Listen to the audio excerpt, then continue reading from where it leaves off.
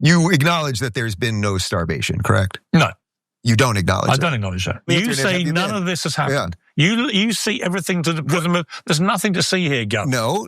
Israel has done no wrong. No. Have they done any wrong?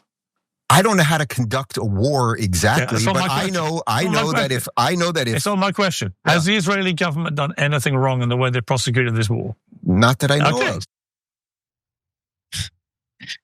Piers Morgan recently took on Dave Rubin in a debate about Israel. And as with most things that Dave Rubin does, it was deeply embarrassing for him. We're going to go through more of it, hear more lies and insanity from Rubin, including a hilarious shout out he gave to Cenk. But first, Cenk, what are your 2 cents about what we just saw? Yeah, I mean, I don't want to say it's a redemption arc for me, but there, I just said it. Because look, guys, you have to do the strategy based on who you're dealing with and what the situation is.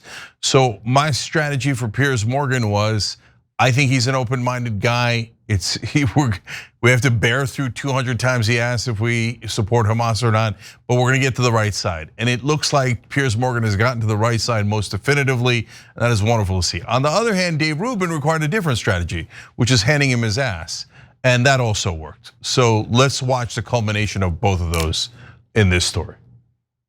Yeah, well, I think the most horrifying part of this debate, if you could even really call it that because it was so lopsided, was that Dave Rubin denied, just straight up, that anybody was suffering from hunger or malnutrition in Gaza. Take a look. You acknowledge that there's been no starvation, correct? No. You don't acknowledge I don't acknowledge that. Well, there was starvation of the Israeli hostages, but you yes. So where are the videos and images of the starving Gazans? Well, I've seen a lot, but you would dismiss them all as fakes. No, I wouldn't. I mean, if you can show me one, I'll tweet it out. Okay, here's my problem with this. Yeah. So the problem is my number one problem with this. Yeah. You can say there's no starvation. I can say there's starvation. The UN says there was starvation, but you guys don't believe a word the UN says. The other official bodies say there was starvation. You don't want to hear a word they say. Israel denies everything. And in the end, the biggest problem is Israel will not allow, to this day, international journalists into Gaza to do their jobs. So when this all ended a few weeks ago, when Trump does this thing, where are all the thousands of starving people? I mean, we're seeing videos of restaurants that are let the journalists in. But the Gazans have phones and they're showing videos of. You can say that no Gazan has starved at all. That's entirely your prerogative. Yeah. The reports by almost every official body say the opposite, but you don't believe them. Why did none of the Hamas fighters, when they're releasing the people, look hungry? A lot of them look fat. They have fresh clothes and fresh haircuts. I've seen lots of images of Palestinians looking hungry. He then challenged Piers to bust out his phone and show him the starving people, and said that what he sees is young men with, quote, perfectly cut hair with clothes that fit. There are no shortage of photos and videos of children and adults suffering from malnutrition in Gaza, as you all know. Some of them are too graphic to even share with you on the show because people in them are no longer alive. But here are some of the other options for Dave, since he claims that he'll happily tweet out any photos that prove him wrong. Let us know if you need the links to these, Dave. The first is 10-year-old Nafez. The second is 6-year-old Misk. And the third is 17-year-old Ayman. But photos are just anecdotal. What does the research say? According to the World Health Organization, as of September 5th, 2025, 361 Palestinians have died due to malnutrition, including 130 children. A Lancet study published in October found that after nearly 2 years of war and severe restrictions in humanitarian aid, tens of thousands of preschool-aged children in the Gaza Strip are suffering from preventable acute malnutrition and facing an increased risk of mortality. But that's not all Dave lied about. He also claimed that Israel didn't really want to take Palestinian land. Take a look.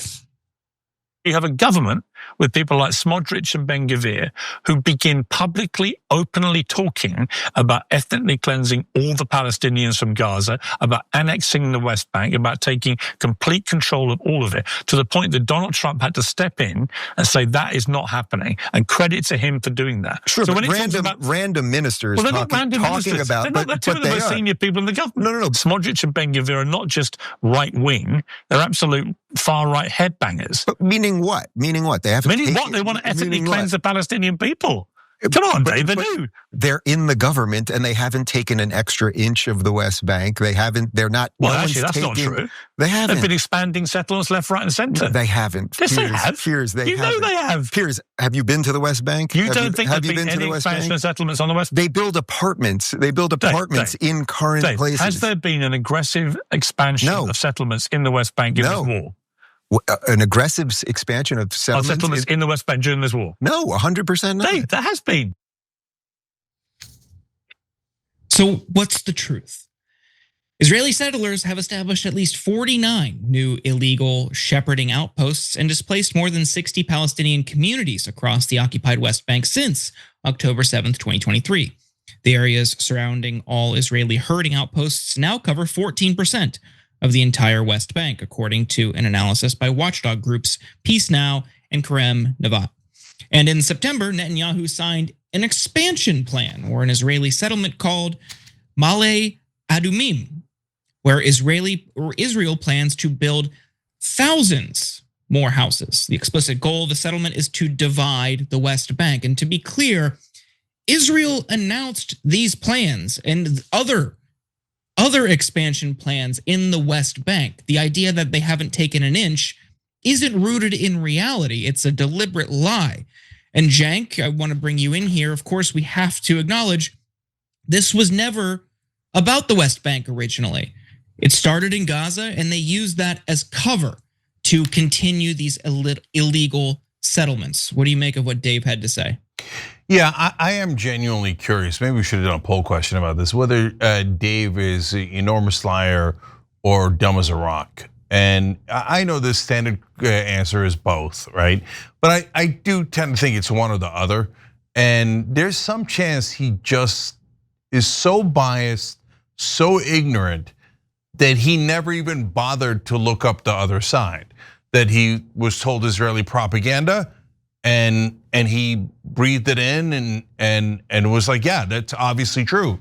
No, we took nothing from the West Bank. But brother, we got news story after news story after news story, by the way, from Israel, let alone in the press in the rest of the world, talking about the illegal settlement expansions, the tremendous violence that the settlers are doing against the Palestinians. By the way, 9 Americans killed, and our government does nothing about it.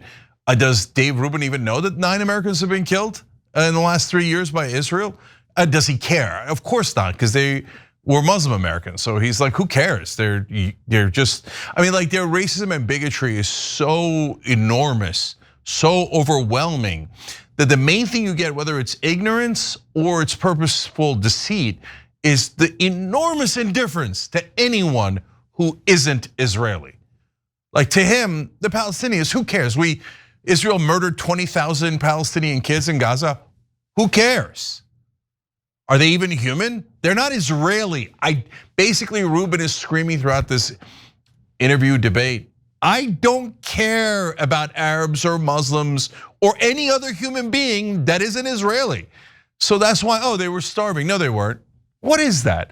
So look, Jordan gave you some of the numbers. I saw a different article at about 453 who starved to death, 150 kids who starved to death. But think about it, guys. If around 400 people starved to death, and Piers is right, if we had more international journalists in, we'd have a more specific number, right? So we have these numbers like over 68,000 killed, but there's tens of thousands buried in the rubble. So every day the numbers get added to as they pull dead bodies out of the rubble of Israel. So if there's 450 or so that already starved to death, that means almost the entire population was on the edge of starvation. That's why some people fell off that cliff and literally died from not having enough food. They starved an entire population until they started dying. Do you know how cruel that is? That is collective punishment. It is an obvious war crime. Now, look, you'll be able to tell how disgusting it is. Even if you grew up on American media propaganda, all I gotta do is reverse the roles. Imagine the Palestinians or Hamas was in charge of Israel. So that Israel was occupied territory, Tel Aviv was, Jerusalem was, Haifa was, etc. And Hamas started to starve the Jewish people in Tel Aviv to death. And we got reports on another Jewish kid died, another Jewish kid died. Oh my God, 150 Jewish kids have died of starvation because they're doing collective punishment against the Jews. I would hope that the whole world and all of America would be outraged. I would hope that Dave Rubin and Piers Morgan and everybody would be outraged. And guess what? My hope would be fulfilled because that's all the media would ever talk about, rightfully so, right? But when it comes to the Palestinians, nah, who cares? Who cares if their children starve to death? Well, you're a monster, an absolute hideous monster. And this isn't about land. Do you see how he immediately changes Jordan to the West Bank? Already he's preposterously wrong or lying about the West Bank. But Gaza, he wanted to shift the subject from because Israel has already taken 53% of Gaza. Because this was always about land theft. They meant to go in there, they meant to steal the land, and we said that at some point during this genocide, and people were outraged, and then what happened? They said, the Israeli side said, they're outrageous. We're not gonna take an inch of land in Gaza. That's an anti-Semitic trope to say that we would start wars to take land. Except that's what 1948 was, that's 1967, that's today, that's Gaza. That's really how Israel got almost all of their land. Oh no, you're not allowed to say things that are true, you should be banned. I'm just sick of the disgusting people like Dave Rubin, who's pro-genocide, pro-land theft, disgustingly racist, and somehow American media painted them as the good guys and painted the Palestinians, their victims of over 75 years now, as the bad guys, as they were brutalized over and over and over again. And now Israel has stolen another portion of land by taking half of Gaza. Yet American press looks at that same debate, Jordan, and thinks that Dave Rubin won. I mean, so Dave Rubin is a clown of all clowns. He lied about us to no end. He's a giant liar, right? And that's what I've been telling you guys from day one. And now the entire internet agrees, left, right, center, doesn't matter. But what's amazing to me is that legacy media looks at that, and everyone online that looked at that debate was like, Piers Morgan annihilated him, right? Mainstream media looks at it and goes, oh yeah, good point. Nothing ever happened. Israel's right about everything. I can't believe Piers Morgan has become an anti-Semite Hamas supporter. I mean, there's a bunch of lunatics who run our corporate media right now. Yeah, I mean, there's a few other things that Rubin said that were just so like laughably outlandish. Like, for instance, he said that the Palestinians already have a state. It's called Jordan. He threw around the famous Douglas Murray line. Have you been there a lot when Piers would bring up things that are happening in Gaza or made points he didn't like? Which, let's note, they never invoke that when they talk about a right-wing cause. For instance, all of this hand-wringing and concern over Christians in Nigeria that has risen to the top levels of the Republican Party and the MAGA movement. No one within their ranks just saying, well, have you been there? As if that's some prerequisite to care about human rights violations and atrocities committed against human beings. No, it's never invoked there. It's only as a deflection point. But then finally, Dave couldn't help but take a shot at you, Cenk, and brag about his non-existent debating skills. Take a look. I will be completely, totally honest with you. About 8 months ago, I basically said to myself, I don't want to do Piers' show anymore because the way the debates go, all of the people, the screaming, the lunatics, the Cenk and these awful people where you have a certain set of people largely on the right who come on that are thoughtful and can explain their ideas and wajat and all these nutbags. And I really swore it off. And then I did do it again. I did it the day after Charlie died and I had to demolish Cenk the way I did with receipts. With receipts, Cenk.